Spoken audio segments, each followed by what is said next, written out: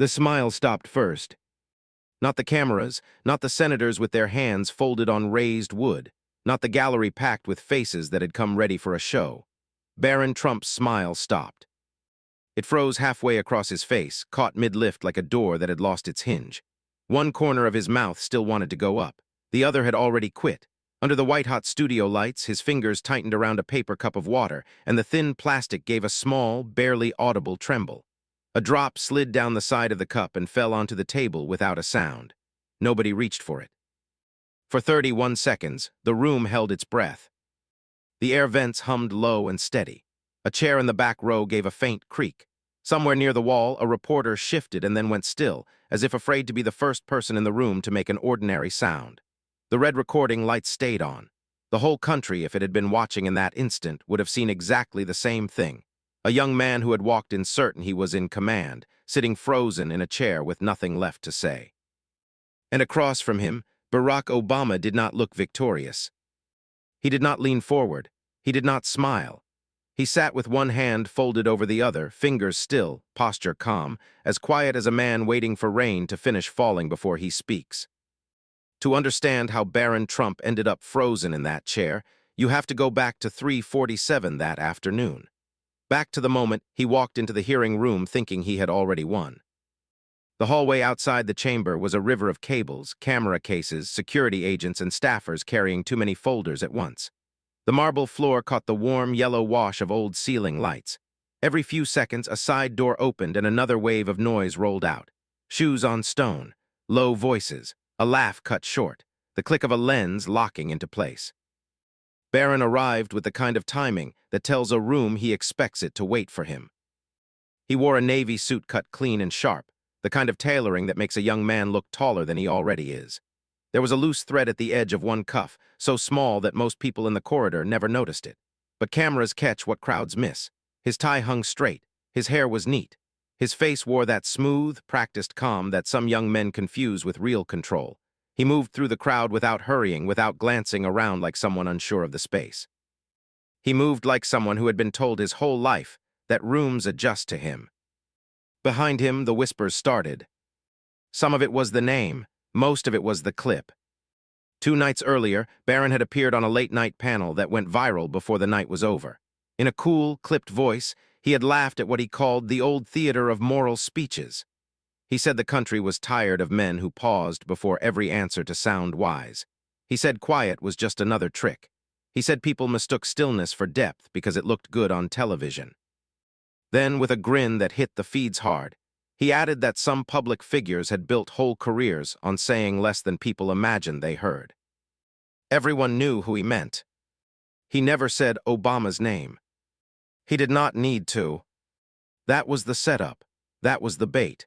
And by the time the gavel dropped on the hearing that afternoon, half the city was already convinced the main event was not the stated topic, but the collision waiting inside it. The hearing had an official name so long that nobody used it. The Committee on Civic Trust, Public Speech, and Youth Leadership. Dry words, flat words. But in Washington, the flattest labels often cover the sharpest knives. The room had been called to examine the growing role of media personalities, family political brands, and celebrity influence in shaping how young Americans understood leadership. That meant cameras. That meant clips. That meant people saying they came for policy when they really came for blood. Barron had been invited as the face of a new media-heavy leadership project that promised to rebuild public confidence among younger voters.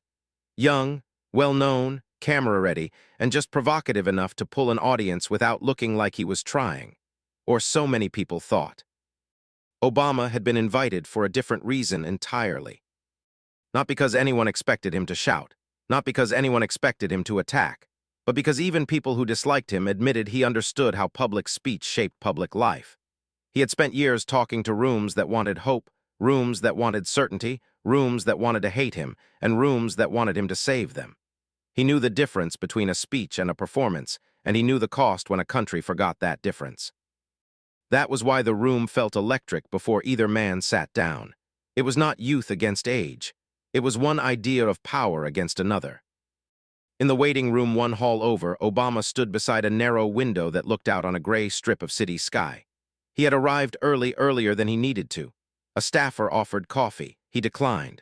Another handed him briefing notes. He skimmed them, then set them aside. What mattered was not the stack of paper. It was the room, the mood, the trap waiting inside it. His phone buzzed once. He looked at the screen and answered. The call lasted less than a minute. Nobody in the room heard the other voice. All they saw was the way Obama listened, not talking, just listening. His face changed only once and only slightly, a small narrowing around the eyes. Then he nodded, said, "I know," and after a pause added, "That's exactly right." He thanked the caller, slipped the phone into his pocket, and stood quietly for another breath before turning back toward the door. One of the young aides noticed something on the small side table near the exit. A plain manila folder. No seal, no label, just a worn edge and a slight bend in one corner. Obama picked it up, held it for a second, then carried it with him into the hall. He never opened it. Not then. That mattered later. If you have ever watched a room decide what kind of story it wants before the facts arrive, you would have recognized the energy inside the chamber when Barron entered. Some people were already leaning toward him, not because of what he had proven, but because of what he represented to them. New face, new tone, new packaging for old combat. On the other side, some people were already ready to hate him before he spoke a single word. That kind of room is dangerous. It rewards the person most willing to feed it. Barron seemed to understand that better than anyone present. When he sat, he adjusted the microphone by the stem, not the base, and gave it a small tap with one finger. Tiny move. Casual, television move. His eyes moved once across the dais, once across the gallery, and then toward Obama with a look so brief it almost passed for courtesy. Almost. Donald Trump sat 3 rows back, slightly off-center, where cameras could catch him without making him part of the witness table.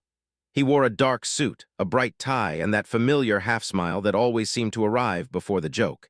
He did not wave. He did not need to. His presence filled the room like a second microphone. Melania was there too, farther down the row, still as carved stone. Her hands were folded in her lap. She watched without giving anything away. The camera found her twice in the first 5 minutes and learned nothing either time. Jasmine Crockett sat near the end of the committee bench, flipping a pen between her fingers. She had the look of someone who already knew where the weak board was in the floor and was waiting to hear who stepped on it. She did not speak yet. She only watched. The chair opened with the usual formal language. Names, thanks, purpose, standards, the kind of words that float by and leave no mark. Barron's turn came first. He rose partway, adjusted his jacket, and began. His voice was smoother than many expected, lower than the clips had suggested. He spoke with care, not rush. He talked about fatigue in public life, about young people who no longer believed institutions were speaking honestly to them, about the need for direct language, plain talk, modern media, and leaders who did not hide behind polished ambiguity. Some lines landed, some even sounded fair. That was part of why he was dangerous. Then the edge came. He said the country had trained itself to applaud tone over truth. He said some leaders had mastered the performance of reflection so well that people no longer noticed when very little had actually been said. He said silence had become a prop, a velvet curtain drawn over weak ideas. There was a soft wave of approval from somewhere behind the cameras. He heard it. His shoulders eased half an inch. Then he looked toward Obama, not fully, just enough. "We should stop teaching young people," he said. "That pausing before an answer is the same as having one." There it was.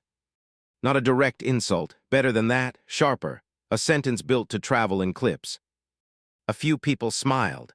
One reporter in the second row looked down as she wrote, because she already knew which line producers would cut for the evening shows. Obama did not move. Barron kept going.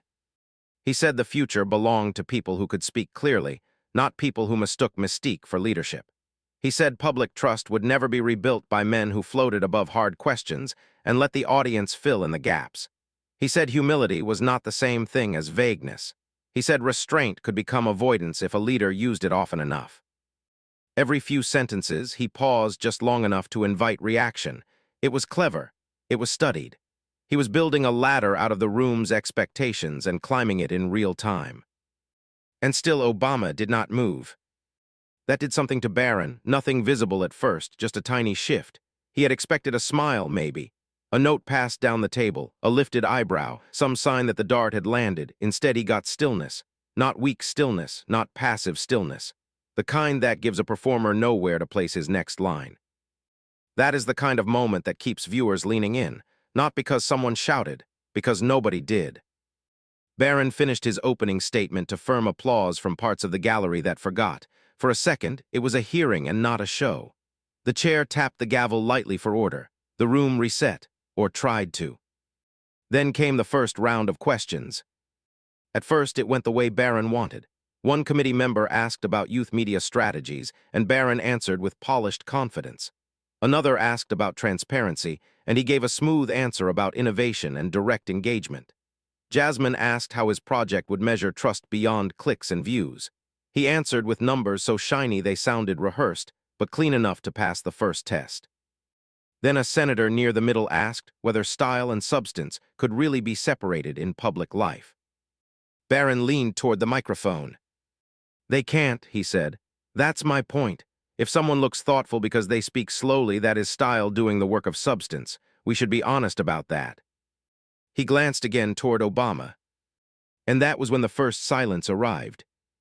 It lasted 9 seconds. It came after the chair asked Obama if he wanted to respond to the broader argument before the committee moved on. For 9 seconds, Obama did not answer. The overhead lights gave off a faint electric hum. Somewhere near the back, a jacket's sleeve brushed against wood. The camera cut to Barron's face and stayed there long enough to catch the beginning of a smirk, then the effort to hide it. He thought the pause was proving his point. You could see it. His chin lifted just slightly. His eyes sharpened with that private little thrill people get when they think reality has stepped into their script. Then Obama spoke. "Sometimes," he said, "a pause is just respect for the question." That was all. No speech, no counterattack, just that.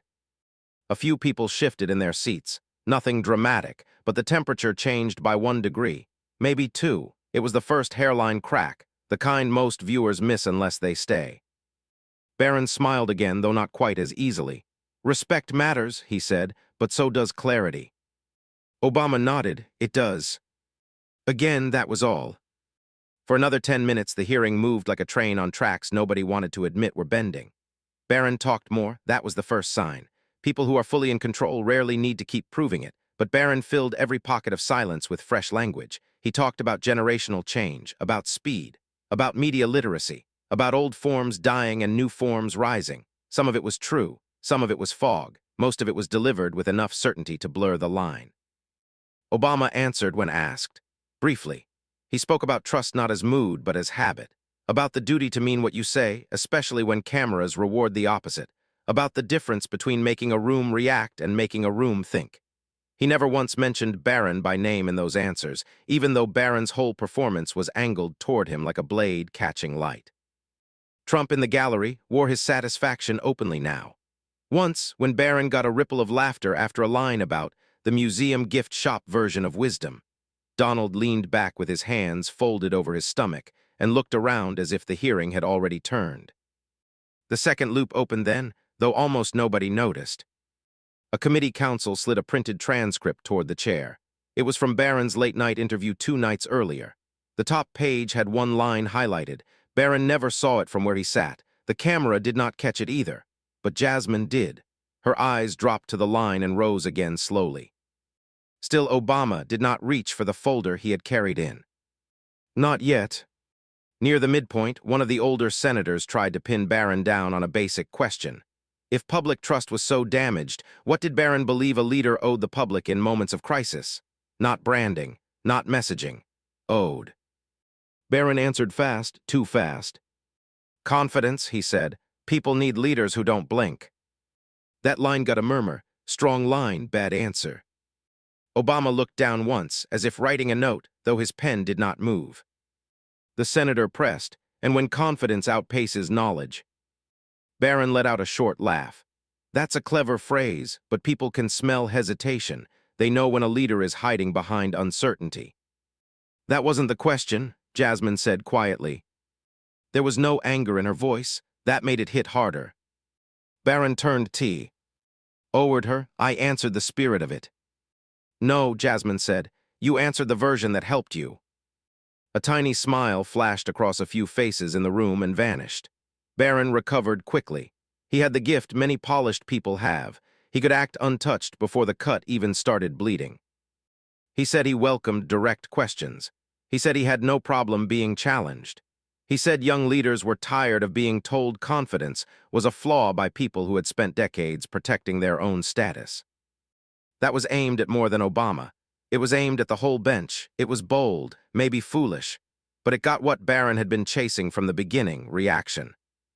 A senator bristled. Another leaned forward. The chair had to step in and steer the tone back. Trump in the gallery looked pleased. This was the kind of hearing he understood.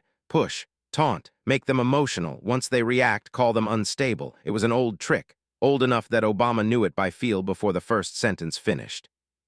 That was what the phone call before the hearing had been about. The caller had not needed to say Barron's name. The warning was simpler than that. He wants a clip, the voice had said. Don't give him your temper, give the room a measure. Obama had carried that into the chamber like a second piece of paper. Near the 1-hour mark, the chair asked Obama directly whether he believed modern political media rewarded aggression over substance. He could have answered in general terms. That would have been safe. He could have widened it into a speech about civic culture. That would have been comfortable. Instead, he chose a narrower path. It rewards speed, he said, and speed often invites performance. Performance can be useful, it can focus attention, but if performance becomes the whole act, then truth starts arriving late. Barron cut in before the chair could redirect. Or maybe truth just sounds slow to people who built careers making it sound noble. A few gasps, a few smiles, a few faces turning hungry now. The chair reminded him not to interrupt. Barron apologized with perfect manners and not a drop of regret. Obama looked at him for the first full second of the day. You seem very certain, Obama said. Barron lifted his chin. About some things, yes. Obama nodded once. That can feel good. The line went through the room like a fine blade through paper. Soft, clean, almost invisible until the split widened. If this were the moment someone clicked away, they would miss what made the whole exchange matter. Not the jab, the patience, the way Obama never rushed to fill the room, the way Barron, by contrast, seemed unable to let empty air exist for long. Some viewers always leave before the best part because they mistake quiet for absence. That day, quiet was the trapdoor under the louder man's feet. Then the folder finally moved. Not dramatically. Obama did not slap it on the table. He did not wave it around. He simply placed 2 fingers on the manila edge and drew it closer as if reminding himself it was there. Barron saw the motion. His eyes flicked down and back up. Something passed across his face too quickly to name. Curiosity, maybe. Annoyance. The first real hint that there might be a game on the table he had not designed. The second silence came 19 minutes later. It lasted 12 seconds. A committee lawyer had just read aloud a line from Barron's late-night interview. People praise leaders who go quiet because it lets them imagine wisdom where there might only be emptiness. The lawyer asked if Barron still stood by that statement. Barron smiled. In context, yes. What context? That empty performance helps some people avoid hard answers. Can you define empty performance? Barron opened his mouth, then stopped. For 12 seconds, the room heard small things. The low buzz of a camera motor changing focus. The distant cough of someone outside the chamber doors. The faint scrape of Melania shifting one heel against the floor. The camera moved to Barron's face and found, for the first time all day, not confidence but calculation. He was searching for a definition narrow enough to protect him and broad enough to hurt Obama. Hard thing to do under lights. Obama did not rescue him by speaking. Nobody did. Finally, Barron said, using tone and pause to suggest depth without delivering it. That sounded firm, maybe even smart. Then Jasmine asked, how can you tell the difference? Barron turned toward her. You listen. And what do you listen for? He answered too fast again. Specifics. Jasmine leaned back. Good. Only that. The room was not loud, but it was with her now. Not fully, not openly, but the drift had started. Barron felt it. Performers always do. The next half hour was where many people expected Obama to lower the hammer. He did not. That is why Barron kept walking forward. He mistook mercy for weakness. He mistook being allowed space for Bay. And G in command of it. Barron started making the sort of small mistakes confident people make when they sense the room moving and try to force it back. He repeated phrases. He cut off the ends of questions, and answered before they were done. He overexplained a simple point about relevance until it sounded less like conviction and more like branding notes from a prep session.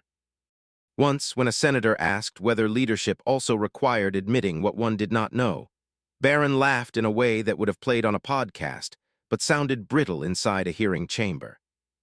"I think the country has had enough of leaders performing uncertainty," he said. Obama folded his hands tighter.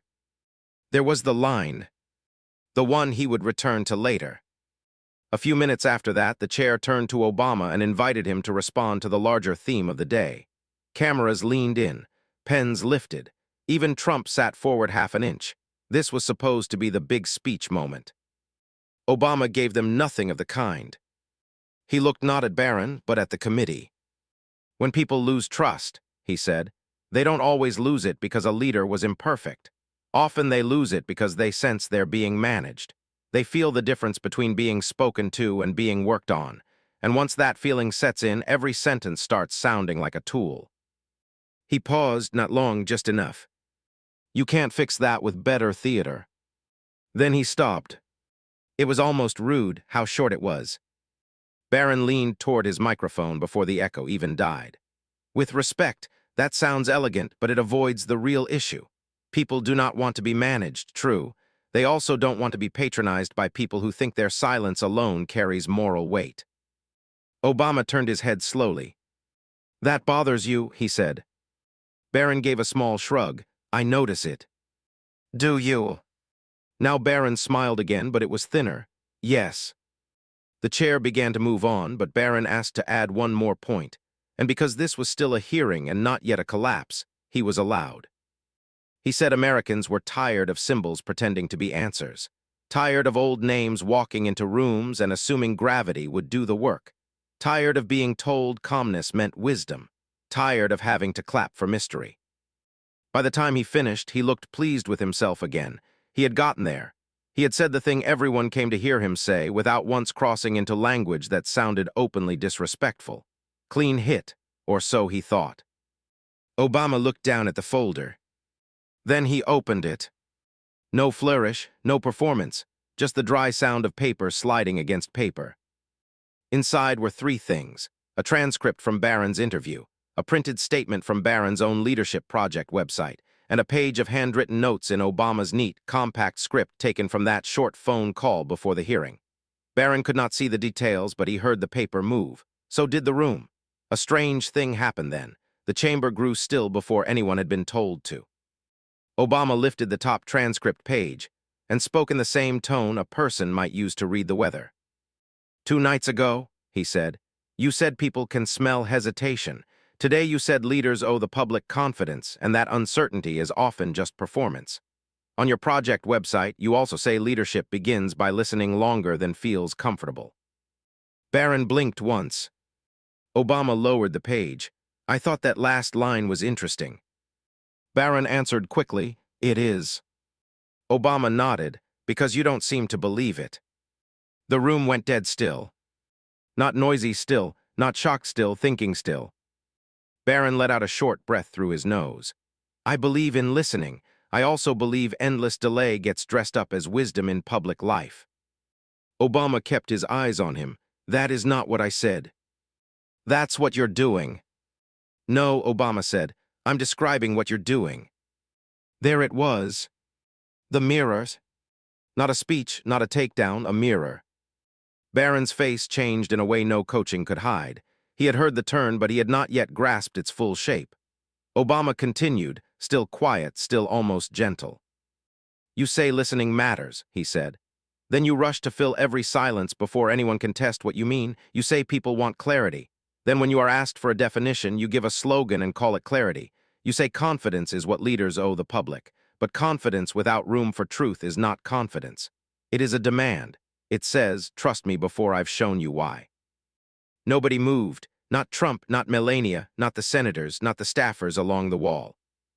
Obama did not lean in. He did not sharpen his voice. He only went on. "You keep returning to pauses as if the pause itself is the trick. But the problem is not the pause. The problem is what frightens you about it. In a pause, people can think. In a pause, they can compare your words to each other. In a pause, they can notice when you are selling certainty instead of offering truth. Barron opened his mouth to object. Obama lifted one finger, not commanding, just holding the line. "A minute ago," he said, "you told this room that people are tired of symbols pretending to be answers. I agree with you. The question is whether you can hear your own sentence while you're saying it." That was the mirror moment the whole story had been walking toward. Not humiliation, recognition. Barron had spent the afternoon describing the flaw that had been driving his own performance, and now the room saw it at the same time he did. Or almost did. Because first came the third silence. It lasted 17 seconds. The air system clicked softly overhead. The flag in the corner did not move. A camera somewhere in the back let out the tiny mechanical whir of a lens finding focus. The chair did not interrupt. No senator shuffled papers. No one dared be the first to make a sound that would break what had settled over the chamber. The camera stayed on Barron's face, not because he looked crushed, not yet, because he looked exposed to himself. That was different, more intimate, more dangerous. Trump's smile in the gallery was gone, not replaced by anger, something colder. Assessment. The look of a man recalculating in public while trying not to show he was doing math. Melania's hands were still folded, but one thumb pressed slowly against the side of the other. That was the only movement she gave. Barron finally spoke. That's a very polished way to avoid the point. It was the best he had, and everyone in the room knew it. Obama did not strike. He gave him one more chance. "What is the point?" he asked. Barron looked down at his notes, then back up. "That public life is full of people who hide behind style." Obama nodded once, yes. He let that sit. "And when someone points that out," Obama said, "the test is whether they are willing to be measured by the same standard." Barron said nothing. Obama lifted the page again. "You described uncertainty as performance, yet 3 different times today when asked to define your own terms, you changed them. You described confidence as duty, then as honesty, then as clarity. Those aren't the same thing. Maybe you were still thinking it through. That would be human, that would even be useful, but instead of saying that, you mocked uncertainty itself." He set the page down. "So the room is left with a choice. Either words matter, in which case yours should too. Or words are just tools, in which case why should anyone trust the confidence behind them?" Barron's fingers tightened around the paper cup again. This time the cup folded slightly with a soft crackle. The microphone picked it up. Tiny sound. Huge damage. He looked toward the committee chair, as if the structure of the hearing might save him where argument could not. "I think this has become less about the topic and more about personal style." Jasmine spoke before anyone else could. "No," she said. "It became about standards the minute you tried to set them for everyone but yourself." Barron turned toward her, but there was nowhere to go with that, not without sounding either angry or lost. He chose a third path. He tried to sound amused. "I think some people here are proving how threatened they feel by new voices." Nobody took the bait. Not one person. That was the loneliest part of the collapse, not the attack failing, the silence after it failed. For the next several minutes, Barron kept trying to climb back into the frame he had built at the start. He said he had only meant the country needed honesty. He said he welcomed accountability. He said his critics were twisting his words to protect old political styles. But every answer now carried the weight of the mirror. Once a room sees the shape of a performance, the performer has to work twice as hard just to look ordinary. And Barron was working hard now. The microphones made that plain. You could hear him breathing more clearly between sentences, hear the slight dryness in his throat, hear the extra half-second before he chose certain words. None of it dramatic enough to be called panic, all of it visible enough to be felt. Obama did not pile on. That was the part Barron had not prepared for. He had built himself for attack. He knew how to spar with aggression. He knew how to turn contempt into fuel. But he did not know what to do with someone who made the point and then stepped back, leaving him alone with it. So Obama stepped back. He answered one last question from the chair about what young people most needed from public leaders. He spoke about steadiness, about the courage to admit complexity without hiding inside it, about the discipline to say, "I don't know yet," when that was true, instead of dressing certainty in better clothes. Then he told a short story. He said, before coming into the hearing, he had received a call from a young organizer who worked with high school debate students. The caller had told him that kids watch public life not only to learn what adults believe, but how adults behave when being provoked. They remember who listens. They remember who turns every question into a stage. They remember who needs the last word and who does not. Obama did not say the caller's name. He did not need to.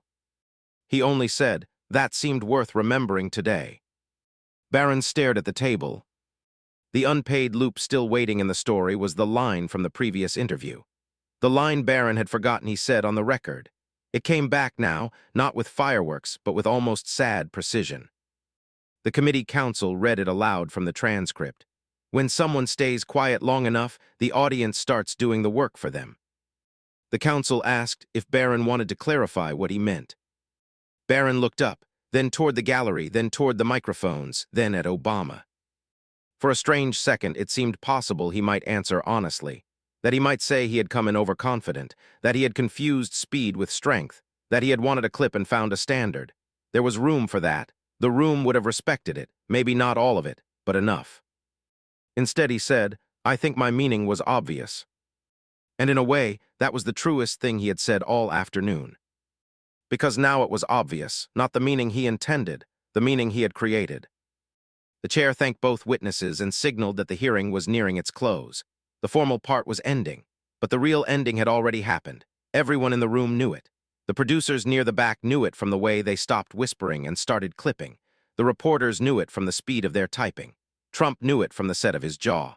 Barron knew it from the simple fact that he had stopped trying to win the room and started trying to get out of it without losing more. That is the part most people miss in stories like this. They think the climax is the sharp line. It isn't. The climax is the moment after, when one person decides whether to become smaller or steadier. That is where character lives. That is why people keep watching these slow-burn confrontations, not for noise, for choice. The hearing ended with the usual thank yous, the scrape of chairs, the murmur of released tension. A few members stood at once. Others lingered, talking low. Reporters rushed toward the hallway to file before someone else framed it first. Camera operators began winding cables with practiced hands. The official room was dissolving back into ordinary furniture. Barron did not stand right away. He sat for 2 beats longer than everyone expected, looking at the papers in front of him as if they might still contain an exit. The cup near his right hand was dented now. One of his notes had slid partly under the mic stand. His jaw was set, but not hard in the way it had been when he entered. Hard in the way people hold themselves together when they realize posture is all they have left. Obama rose quietly. He buttoned his jacket with that same unhurried motion he used at the start. He closed the manila folder and tucked it under his arm, not triumphantly, almost gently, as though paper ought not be blamed for what it reveals. Barron finally stood too. For a second it seemed he might say something across the small distance between them, something polite, something sharp, something for the cameras, but he did not. Whatever sentence had carried him into the room had not survived the afternoon. He gave one small nod that could have meant anything. Then he left without saying a word. The hallway outside was louder than before, but the noise had changed. It no longer carried anticipation. It carried aftermath. People were speaking quickly now, replaying lines, naming moments, debating what would make air by evening. A producer was already saying the pause into her phone. Another person said the mirror line like it was a headline. A young staffer near the door whispered, "He walked in like he owned it." Her friend answered, "He walked out like he'd seen himself." Trump rose in the gallery and moved toward the side exit with the compact speed of a man who did not want cameras close enough to read his face. Melania followed a few steps behind, expression unchanged, though the distance between them seemed wider than the aisle could explain. Jasmine stayed back long enough to gather her papers. As Obama passed, she gave a small nod, half respect, half recognition, not a victory, of method. Outside, the late light had gone thin and gray. The city was sliding toward evening. Sirens moved far off in the distance, softened by stone. A row of satellite trucks waited at the curb with their metal dishes tilted toward the fading sky. Staffers hurried by carrying phones, coffee, cables, jackets, fragments of the none of it would matter as much as the 31 seconds at the center. Obama paused near the steps where a cluster of microphones had already begun to form. Reporters called his name, asked for reaction, asked if he believed Barron had embarrassed himself, asked if the hearing proved anything larger about the state of public life. He could have given them a clean quote, a line built to travel. He had earned one. That was exactly why he refused it. He said he did not think the hearing was about embarrassment. He said public life put strange pressure on people, especially young people who learn too early that attention can feel like authority. He said the temptation, when a room is hot and cameras are on, is to believe the fastest answer is the strongest one. But public trust is not built in flashes.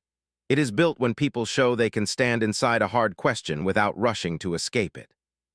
He looked down the steps for a moment before adding the line that would outlive the clip. "Dignity," he said, "is not needing the silence to end on your terms." Then he thanked the press and stepped away. It was not flashy enough for some people. That was fine. The people who understood it felt the weight. The others would catch up later or not at all. As the cars pulled off and the lights shifted in the windows above the street, the story of the hearing began its second life. On television, it would be cut into segments.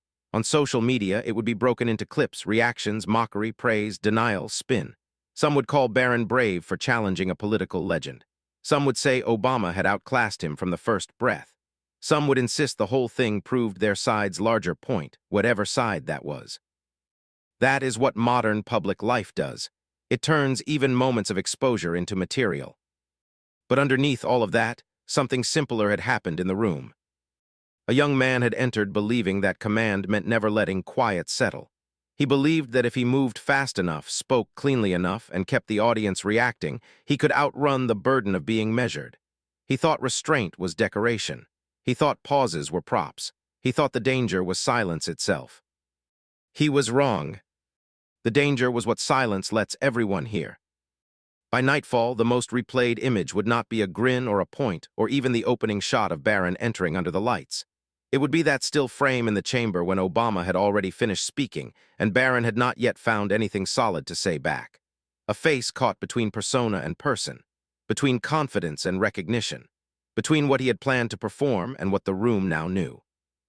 That is why those moments linger, not because one person crushes another, because, for one clear instant, all the noise fails. And when the noise fails, character has nowhere to hide. Somewhere later that evening, maybe in a green room, maybe in a quiet car, maybe alone at a sink with the faucet running just to break the silence, Barron would have to decide what kind of memory the day would become. A grievance, a lesson, a wound, a warning. Only he could choose that. Nobody else could do that work for him, not even the people who loved him, not even the people who built him up. Not even the man whose smile had vanished in the gallery long before the hearing was done. And Obama, for his part, did what composed people often do after a charged room finally empties. He went home. No victory lap, no chest thumping, no private glee.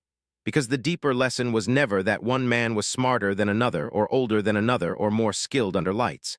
It was that truth does not always arrive as a weapon. Sometimes it arrives as a mirror, held steady by someone disciplined enough not to shake. That is harder than it looks.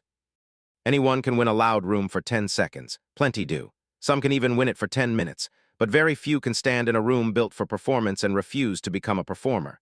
Very few can answer bait with measure, contempt with calm, speed with patience, and still make the sharper point. That kind of strength rarely feels dramatic in the moment. It feels quiet. It feels almost too simple, which is why people underestimate it right up until it changes the whole room. The hearing ended. The lights were powered down. The microphones cooled. The chairs were pushed back under the tables. Custodians came in with bins and gloves and the plain, steady work that follows every human spectacle. By morning, the chamber would look clean again, almost untouched. But certain rooms remember. They remember where a laugh stopped too fast. They remember where a sentence landed and did not need help. They remember the faces people made when they realized the script had slipped out of their hands. And maybe most of all, they remember the strange power of a person who does not need to dominate the room in order to define it. That was what stayed behind after everyone left. Not triumph, not shame, a thought. That in an age addicted to reaction, the rarest form of power may still be the oldest one of all. The ability to tell the truth in a calm voice, then let the silence do the rest.